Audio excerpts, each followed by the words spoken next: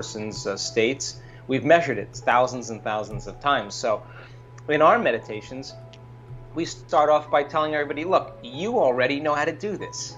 You just forgot because you're too busy and too distracted. And most people, to finish the thought from our last conversation, wait for crisis or trauma or disease or diagnosis or loss to finally change. It's got to get so bad that they no longer feel like themselves any longer, that they can see what they look like for the first time. So everybody that's listening on this call has done something great in their life. And what did they do? They got a wild idea. They got a new idea. They asked themselves a question like, what would it be like to be healthy? What would it be like to be wealthy? What would it be like to be in a new relationship? What would it be like to be happy? The moment they ask that question, they turn on the creative center in their brain. They turn on their frontal lobe.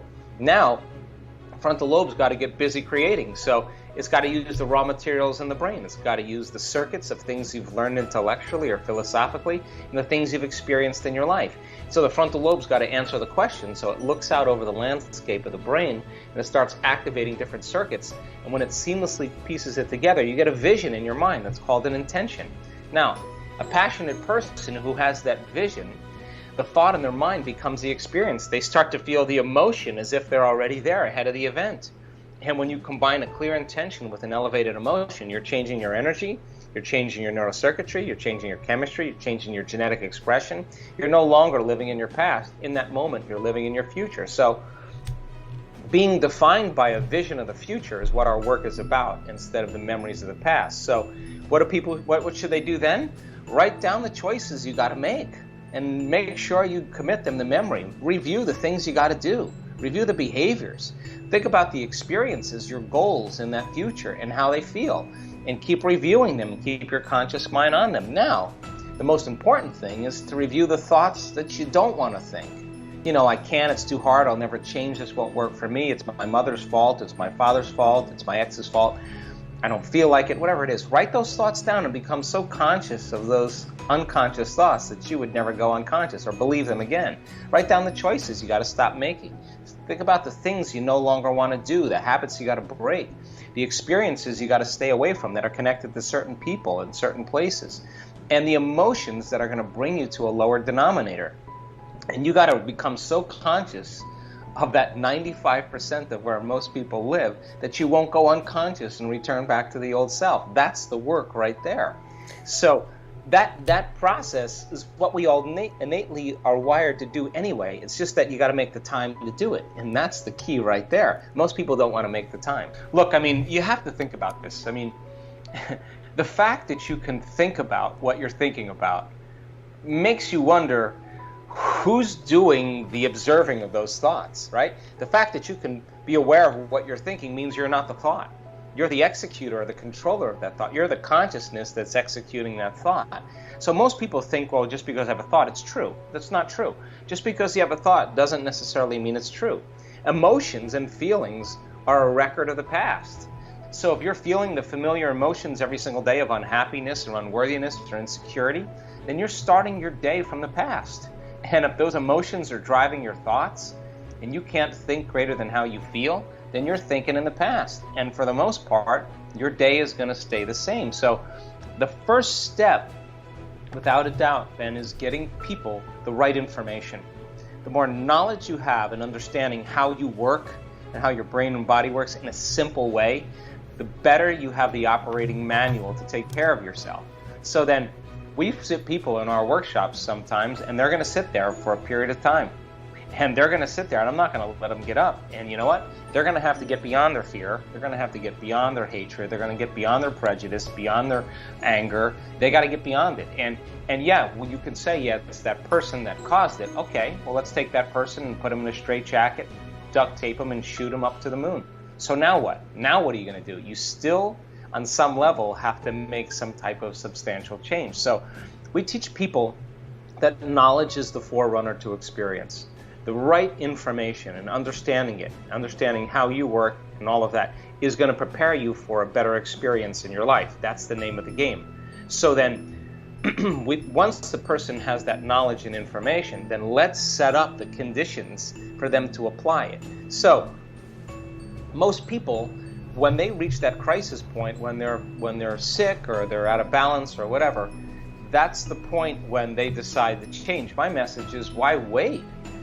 Take 45 minutes every day and just write down the things you want in your life and start feeling the emotions of how it would happen. And then see if you can stay in that state your entire day. And if you can, you should start seeing synchronicities and coincidences and opportunities and doors opening for you, because you're not the same person any longer. And that's cool, because you don't have to be a physicist or a neuroscientist or an academic or a saint or a priest or a rabbi or any none. You just have to be a common person. Just like you learn any skill, once you learn how to do it, it gets easier and easier. And that's what I want for people, to make it easy. Let's face it, there's when you're living life, a lot of your attention is on your outer environment. And what is your outer environment made up of? Bodies, people, things, objects, places, and time. A lot of our attention is on our body, how we're feeling. Are we hungry? Are we tired? We're angry? We're frustrated? We have pain? And a lot of our attention is on time, like how much time do we have? Where do we have to go? What do we have to do? And it's the act of keeping your attention on your body, your environment, and time that all of a sudden keeps you separate from your inner world of thoughts and feelings. So that we love this idea of teaching people how to sit down and disconnect from their outer environment. If you're listening to soft music and you have your blindfolds on or your eyes closed, you're less likely to be influenced by your outer world. If you're sitting still and you're not getting up and moving and feeling and experiencing and tasting and smelling and eating, then less information is coming into you as well. And if you're not thinking about where you need to be tomorrow or what you have to do later or what happened yesterday, but you're in the present moment, meditation is the perfect way to make your inner world more real than your outer world. Now you can execute thoughts. Now you can drive your attention in a certain way. You can become aware while you're sitting there that you're sitting there and all of a sudden you're getting angry for no reason. Well, what's up with that? You're just sitting there and you're angry. That should tell you that your body on some level is craving that emotion. So when people start to understand they may be addicted to anger, and I'm allowing them to sit there and work with that anger and keep bringing their body back to the present moment, they're training their body, just like you're training in your gym. You're training your body to no longer be the mind, and the act of doing that over and over again is you're training the animal. And sooner or later, the animal's going to go, I'm not the mind. You're the mind. I'm going to let go. And when it finally surrenders, the person gets a biological upgrade. And that biological upgrade happens in a matter of seconds. So I love this because you don't have you can't tell me you're too old to do this. You can't tell me you're too out of shape to do this. You can't tell me you're too sick to do this. You can't tell me your past was too brutal to do this, because I've seen transformation in all shapes and sizes. So 95%, Ben, of who we are by the time we're 35 years old is a set of memorized behaviors, automatic unconscious habits, emotional reactions, beliefs, perceptions, and attitudes that function subconsciously like a computer program. Then in order for us to change, then, we got to dive into that operating system and become conscious of it. And the word meditation literally means to become familiar with. So you got to become familiar with those thoughts, those emotions, those behaviors, and become so familiar and conscious of them that you would never go unconscious again. And then you got to decide what thoughts you do want to fire and wire in your brain. You got to rehearse mentally who you're going to be. And the act of rehearsing and thinking about who you're going to be, planning your behaviors, begins to install the neurological hardware in your brain to look like that experience has already happened. Now your brain is no longer a record of the past. Now it's a map to the future. Now, if you keep doing it, firing and wiring, the hardware becomes a software program. And the next thing you know, you're thinking like a happy person. You're acting like an unlimited person because you would put the circuits in place. And then the last step is to teach your body emotionally what that future is going to feel like before it happens. And if you keep cultivating those states of mind and body, neurologically and chemically, it's going to begin to become familiar to you. And you're going to go from one personality to another. And the disease or the problem is going to exist in the old personality, and you're literally someone else. And the person doesn't have to visualize their cancer going away. They'll just tell you the cancer was in the other person. I'm somebody else. Can't live here. And the disease naturally goes away. So it's a side effect of a change. We are back with Complete the Quote challenge. Can you complete the quote and give us the right answer? All you need to do is to complete the quote or statement that we choose, and if you can do it first, you're the daily winner. Your job is to write the correct answer in the comments below the video, or your guess if you're not sure. In the previous video we were looking for 2 words of the quote that belongs to Joe Dispenza. It goes like this. Every time we have a thought, we make. The correct answer is a chemical.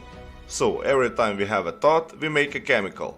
Congratulations to everyone with the correct answer. Today we are looking for 2 words and the quote belongs to Joe Dispenza also. The quote goes like this. The process of change requires unlearning.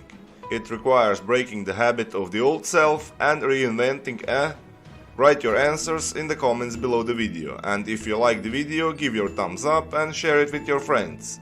Be the first one and win this challenge. Do you like this way of ending the videos? What's your thoughts about this speech? Tell me everything in the comment section. If you don't want to miss my new videos and challenges, subscribe and hit the bell button and you'll be notified when the new video is published. If you really like what we do here and want to support us, you can join our channel and our community for a symbolic fee and gain many other additional features. You can do that by clicking the join button next to the subscribe button, or you can click on the link in the description of